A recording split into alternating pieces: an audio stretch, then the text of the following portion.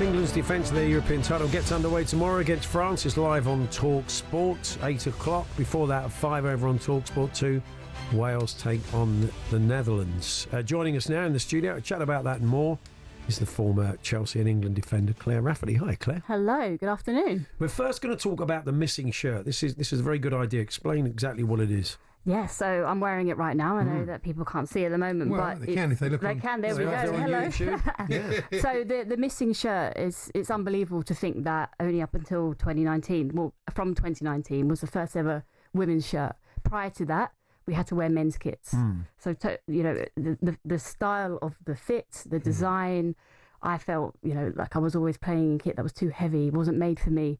And like your second best, and we've never had that symbol. Women have never had that symbol, and now we do. We have the first ever national retro shirt, and on the shoulders we have the initials of Lionesses that have gone before, highlighting the trailblazers and the legacy. Then on the back there's names of Lionesses and the year that they should have been wearing a women's shirt specifically made for them.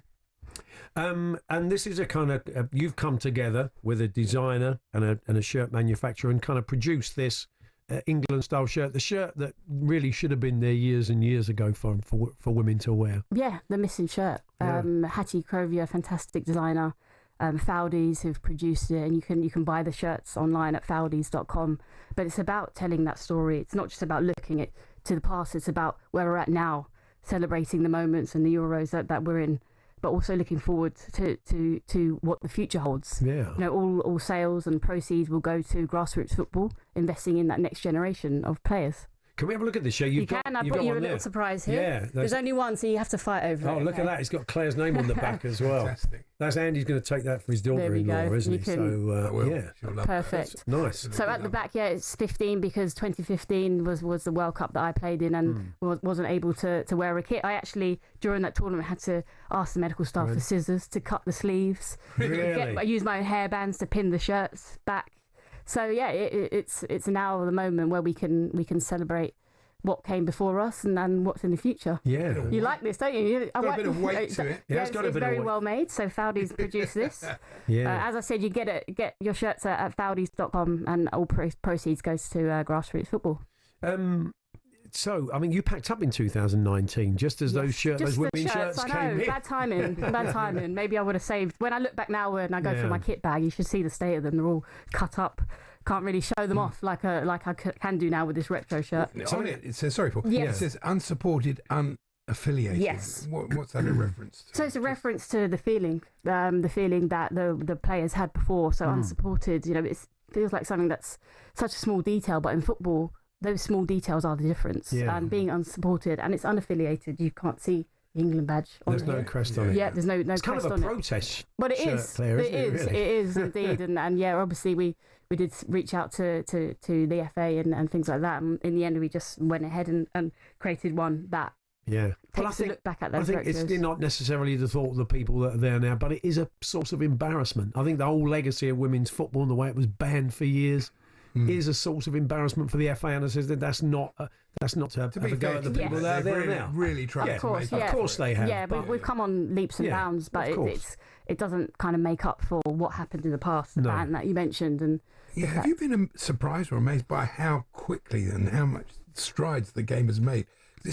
Even in the 6 years since you stopped playing. So. Yeah, I mean, once again, bad timing for me retiring because I think all the success came after. But actually saying that 2015 World Cup, and then prior to that we had the Olympics, didn't we, in London, where we were Team GB, and yes, we weren't the Lionesses or England, but I remember in that moment thinking when we were playing at Wembley Stadium, I think it was against Brazil and that sellout crowd, for the first time I felt like we were seen.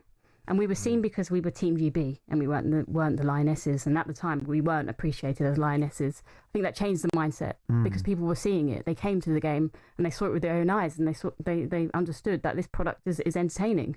And from them, we've seen a tremendous growth in terms of the investment, the level and the standard. And that kind of filters through to the WSL and the competition and the international players that we attract within the league. And Arsenal winning the Champions League. I hate to say as a Chelsea player, but what a great achievement for Arsenal and for, as you mentioned, English clubs. Quite a few of Barca's Spanish players, though, I've seen to have shrugged it off, looking at them against Portugal last night. Yeah, as I said, the Esther, the first goal in that game is that, I don't know if people have seen it, the ball comes over the top, Spanish player Esther takes it kind of on her heel, takes the sting out of it and finishes it with her other foot. I mean, getting it to be a goal of the season contender. It looked so easy, goal. Didn't it? It looked so easy. I mean, maybe let's not talk about the Portuguese defence. I think they were a little bit taken aback, weren't they? But let's not take anything away from Esther and the ability to control the ball and finish under that much pressure. Yeah. Fantastic. And then the Alexa Putellas goal, which was a lovely finish. Which was a brilliant. The cut back inside, wasn't it? It was like so nonchalant the way she just shifted her body. They do look good, Claire, don't they? It's scary. Yeah, very scary. I'm hoping that we can avoid them for as long as possible. I'm not sure. Well, it's the semi-finals. I think if it pans out as it should do. Yeah. So yeah. Still one you game never too know. early, isn't you it? Never know. Arsenal didn't think they'd beat Barca, and they True. did. So True.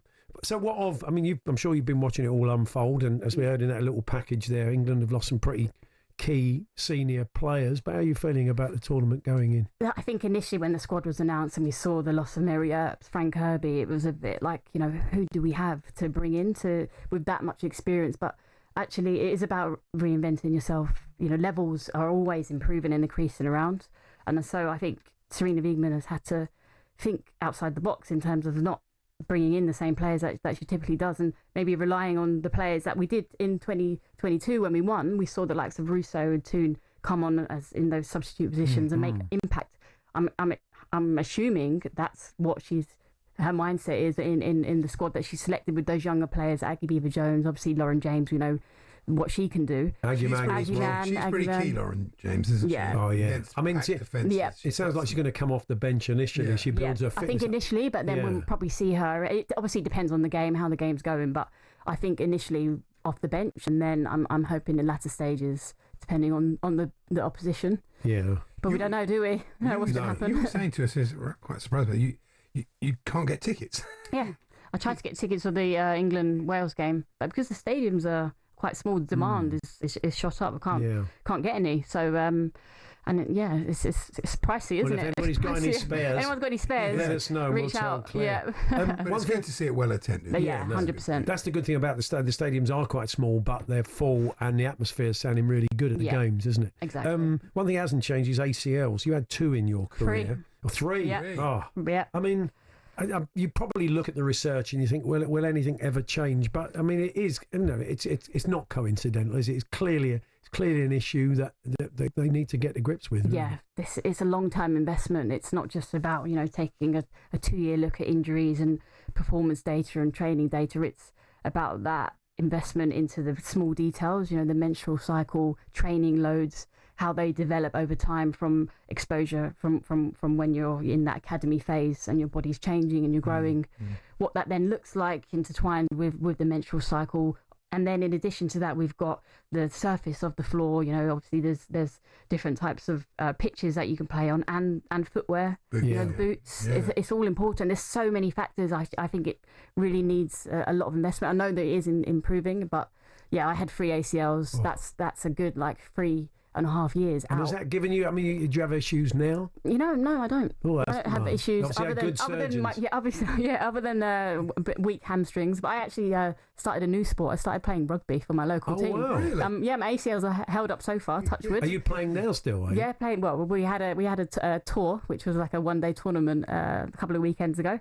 I play 15, so I'm not 100% on the rules. I thought you might have been on the wing. No, I play 15. I let everyone else do the tackling, and I just run through. Oh, okay. Yeah, so I basically kick it and just run after it. So pretty much, still play football, just with a different shaped ball. So do you want to play it? Is it just fun, or you? Yeah, just for fun. Yeah. I think I missed obviously the team environment. That just gives me that kind of. Yeah, well, Claire, lovely to see you. And you. Enjoy the rest of the tournament. Best of luck with the missing shirt. Thank you for having me. And everyone can buy the shirts at Foudys.com. Go and check it out. Foudys. That's right, isn't it? You can go and find it there. That's Claire Rafferty, the former England and Chelsea defender.